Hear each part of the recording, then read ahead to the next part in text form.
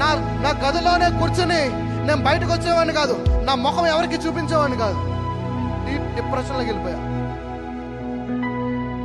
but one day నేను అనుకున్నాను, ప్రభా ఇలా ఉంటే నేను చచ్చిపోతా, నేను ఎలా చచ్చిపోకూడదు, నేను ఎలా చచ్చిపోకూడదు ప్రభా,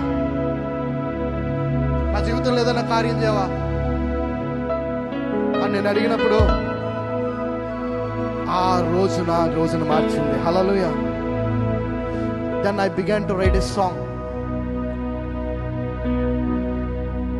దేవా ఈ జీవితం నీకంకితం, దేవా ఈ జీవితం నీకంకితం,